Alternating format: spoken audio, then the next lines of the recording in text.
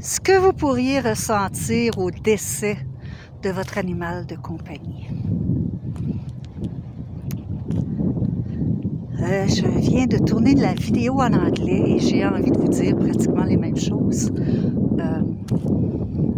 Vous savez probablement, si vous avez écouté la vidéo précédente, que ma Lucky d'amour, ma Teckle, est décédée le 29 janvier dernier, à 2025. On est aujourd'hui le 3 février, donc ça fait pas très très longtemps.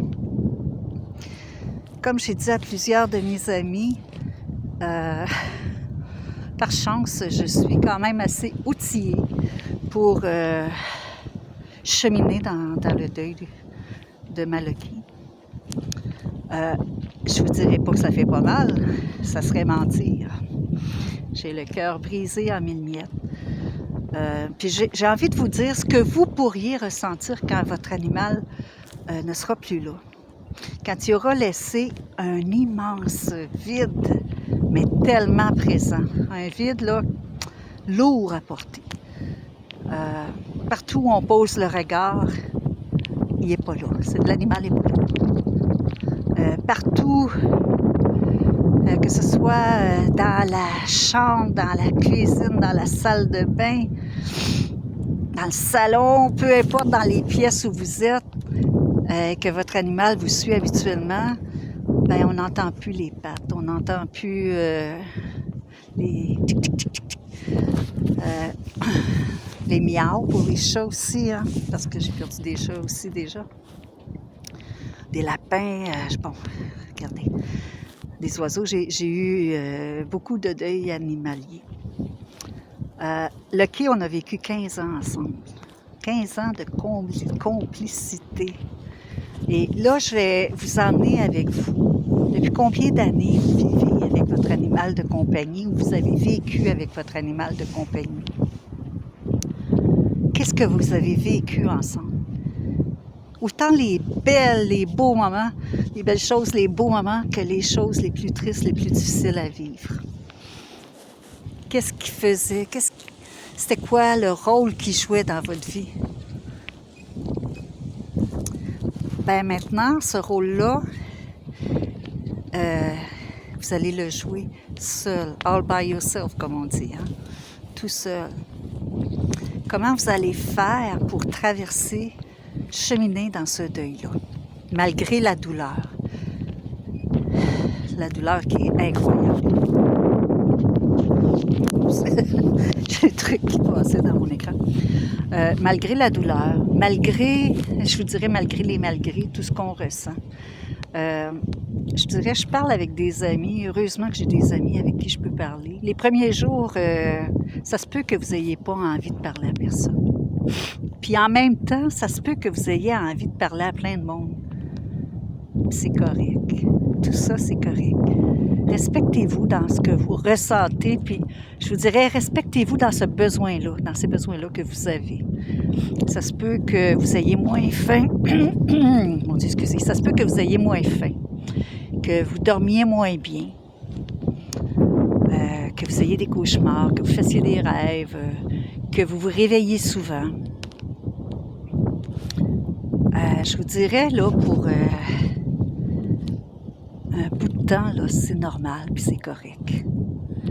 Puis que, par un claquement de doigts, vous vous mettiez à pleurer parce que là, vous vous rappelez que vous arrivez pour regarder soit dans son panier, dans les bols vides, les gamelles vides, puis ça fait monter beaucoup d'émotions. Puis que, je sais pas, là, 20 minutes après, vous regardiez des vidéos que vous avez faites de votre animal, puis que vous partiez à rire en éclats parce que, ah mon Dieu, vous vous rappelez de ce moment-là. La beauté du cerveau, c'est que lui ne fait pas la différence entre ce qui est réel maintenant et ce que vous regardez sur vos écrans, que ce soit sur votre ordi, votre télé, votre tablette, votre téléphone. Donc, quand vous regardez des belles choses, quand vous regardez des trucs que votre animal a fait, qui joue avec... Moi, attendez, je vais finir ma phrase, mais après, je vais vous dire quelque chose. Que vous regardez des vidéos avec votre animal, quand il mangeait, quand il jouait, quand il dormait, quand il y avait des amis, comment il agissait. Ça fait du bien, puis vous vous rappelez ces moments-là. Et vous êtes dans ce moment-là. C'est incroyablement bénéfique. Pour vous, votre morale, votre cerveau, ça fait du bien. Et je parlais j'écrivais avec une amie ce matin, puis ce qu'elle me disait, c'est que, parce que j'ai envoyé une photo de Lucky et moi, comme si Lucky avait fait, était arrivé dans la photo par hasard. Puis elle me disait, mais je réalise que j'ai pas de photo de moi avec mon animal de compagnie.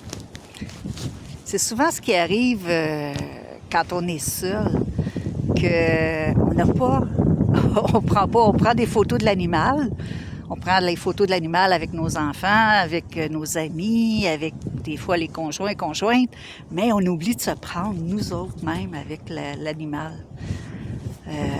Puis quand on est seul, il n'y a personne qui peut prendre des photos de nous autres, fait que on y va dans le selfie. Mais si vous saviez comment ces selfies-là que vous allez prendre avec votre animal ou avec vos animaux selon, quand ils seront plus là, ça va tellement vous faire du bien. Peut-être que vous allez pleurer, puis c'est correct de pleurer quand on vit un deuil. On a besoin de pleurer. Quand on pleure, ça élimine tellement de stress, c'est incroyable. Et les larmes de tristesse sont bénéfiques pour nous, c'est prouvé scientifiquement. Donc, laissez aller vos larmes quand vous le ressentez, quand vous en avez besoin. Prenez des photos, prenez des vidéos. Je vais vous donner un exemple. Hier soir, je regardais des vidéos de Lucky qui dormait. Puis juste de voir son ventre respirer, juste ça m'a rappelé tellement des beaux moments. Mon Dieu, il se met à fendre, il fait froid. Attendez une minute. Ah là là, je vais me couvrir un peu. Fait que, n'oubliez pas de vous prendre en photo avec vos animaux de compagnie. N'oubliez pas de les prendre en vidéo aussi dans toutes sortes de situations. Ce qui va être difficile, ce qui peut être difficile, quand il ne sera plus là, c'est comme je vous disais au début, c'est la lourdeur du vide. Le vide qui est incroyablement présent. Partout où on regarde, l'animal n'est pas là. On ne l'entend pas. Les gamelles sont vides, le panier est vide. Le lit est vide si votre animal dormait avec vous. Le lit est vide. Donc, toutes les premières fois vont être assez difficiles, je vous dirais. La première nuit sans lui. Quand je dis lui, là, je parle de votre animal de compagnie. La première nuit sans lui. La première routine de dodo sans lui. Le premier lever sans lui. Parce que on est habitué de leur dire, bonjour. Moi, je disais bonjour, mon amour. J'ai toujours dit ça depuis 15 ans. Donc, c'est très, très, très difficile. Le premier déjeuner, tous les premiers déjeuners sans lui, premier repas, dîner, premier souper, première soirée sans lui.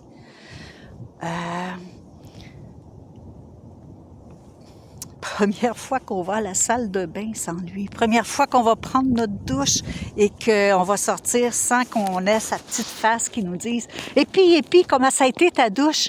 Hey, ça a-tu bien été? » Ou qu'on sort de la salle de bain et puis qu'est-ce que tu as fait de bon? Hein? Vous le savez, ces animaux-là, ils ont une face qui nous font rire régulièrement. Et c'est ça qui va vous manquer, qui risque de vous manquer aussi. La première marche. Vous voyez, on est le 3 février. C'est la première fois que je vais prendre une marche seule. Elle est décédée le 29 janvier. Donc, un mercredi, puis on est lundi aujourd'hui.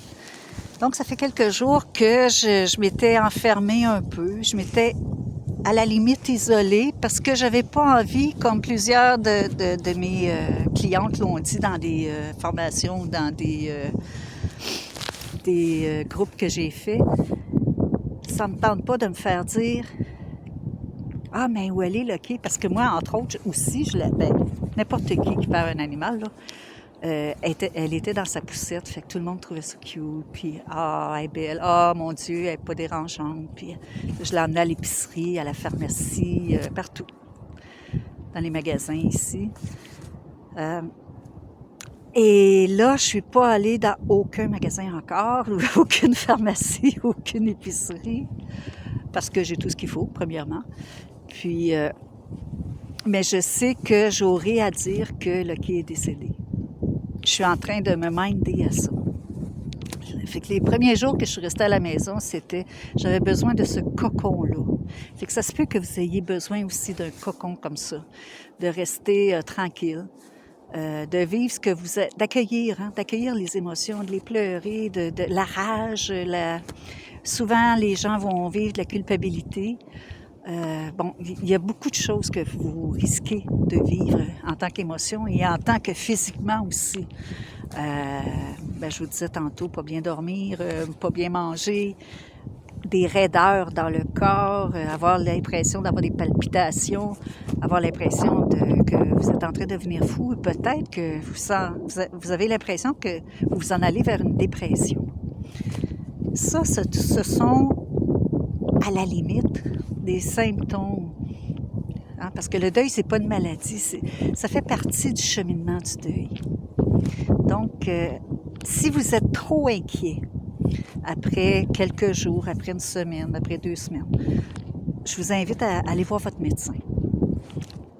Faites un bilan sanguin, parce que peut-être que dans la dernière année, vous vous êtes oublié parce que votre animal était malade, parce que vous aviez de la médication à lui donner, parce que vous étiez stressé, parce que vous saviez que peut-être ça s'en venait. Demandez un bilan sanguin. Je vous dirais d'ajouter la B12 parce que ça a pris du temps avant que moi, on réalise que je manquais de B12. Puis j'étais pas endeuillée, là.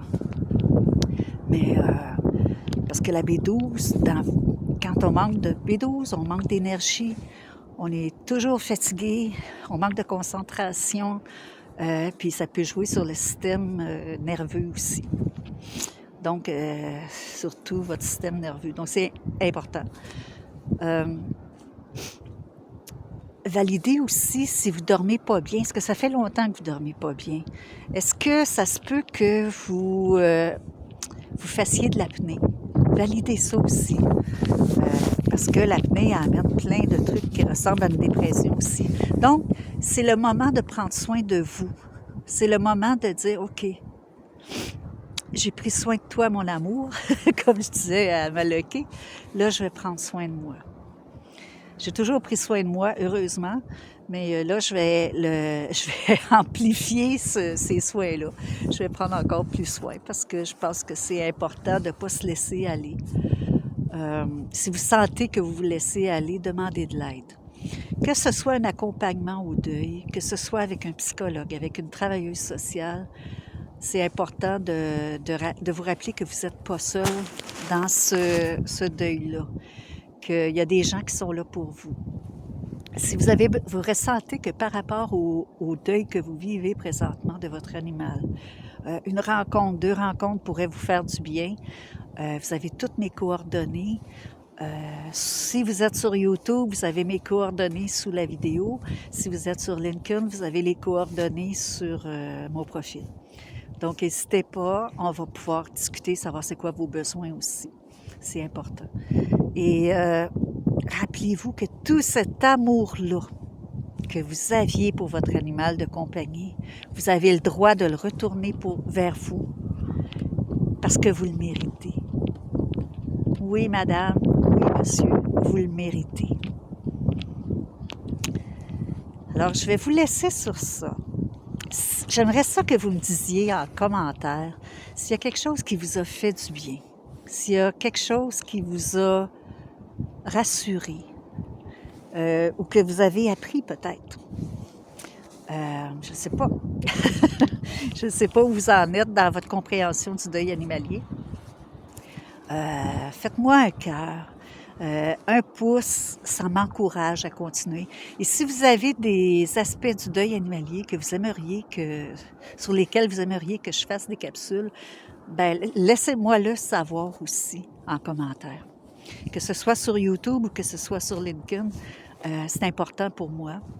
Si vous pensez que ça peut aider quelqu'un, invitez cette personne-là à écouter, à visionner cette vidéo-ci. Des fois, c'est un mot. Des fois, c'est de savoir qu'il y a quelqu'un en face qui vit ça présentement et de ne pas se sentir tout seul, c'est précieux. Puis rappelez-vous, en parlant de précieux, comment vos amis le sont. Rappelez-vous comment vos amis sont précieux. Mon nom est Lynne Pion, je suis spécialiste en gestion du deuil, dont le deuil animalier et les différents deuils en milieu de travail. Si vous avez des questions, si vous voulez une conférence, laissez-moi savoir, contactez-moi. Je vous fais un gros câlin. À bientôt.